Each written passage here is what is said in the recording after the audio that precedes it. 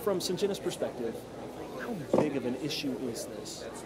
It's a very big issue for Syngenta. We have an ambition to change the productivity of the farm and make a meaningful step change in a sustainable way.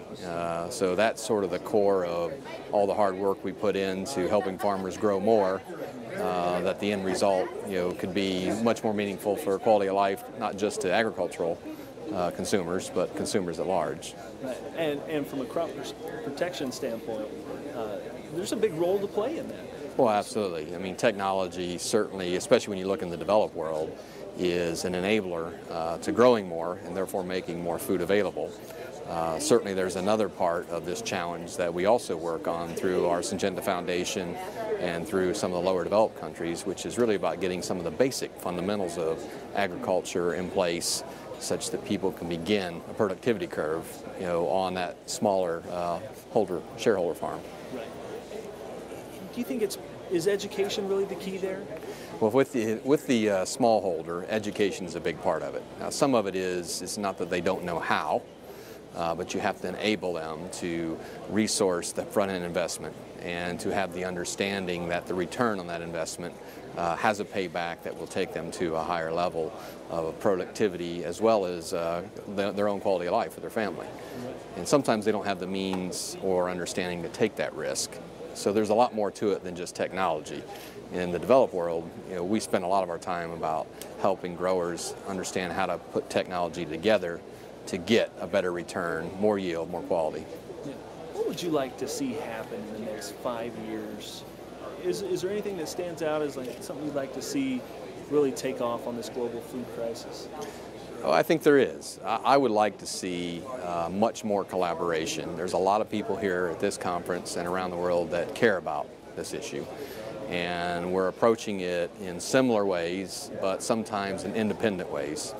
And we are going to have to pool our knowledge, our resources, and the infrastructure and knowledge that we put in place. Because most of us have experiences, once you get 2 or 3 years into it, you can begin to multiply and see the benefits. And we're all doing startups in different places. And I'd like to see a lot more collaboration in the lower developed world. But I'd also like to see the U.S. engaged in a way to support productivity with technology here, where it really is about increasing production on less land with less water, and that's about freedom to operate. And so you really have to deal with both of those sides of the coin, and that's what I like to see is feel confident about, because that's where new invention comes from, and that's where prosperity will come from in these smaller countries. In those developing countries, is it worth the effort? I mean, it's going to take money, it's going to take time, it's going to take a lot of effort to get there. Is it worth it? Is there a payback? Well, it has to be worth the effort. I mean, I've been to a few lower developed countries, not in recent years, but people are generally the same related to what motivates them. What we can't appreciate is the difference in something so small and taken for granted here can mean for their family. So when you experience that, whether it be in India, in a village that has hunger at poverty levels, or an area that's beginning to learn how to farm, on a small plot, it has to be worth it, because everything that we've seen is once they learn how to do it themselves, their economy and their livelihoods change. And we're looking for a step change in farm productivity, but also in quality of life. So it has to be worth it. How do we make it sustainable? If we get there, how do we keep it going? Well, sustainability is certainly a very big part of being successful, especially in these smallholder areas. And that's the importance of helping them gain the knowledge, giving them a supportive infrastructure to get started. And once they have know-how and confidence that they can succeed, they can sustain that themselves. And it's not just about feeding your own family a few years into this sort of approach. It's about creating some additional cash to help your family have things that they've never been able to afford to take that step change in quality of life. So I think there's certainly a lot around sustainability, which is about helping people have the know-how and the confidence and the ability to take the investment risk that's required to get a bigger return and a better quality of life. Very good, very good. Anything else you'd like to add?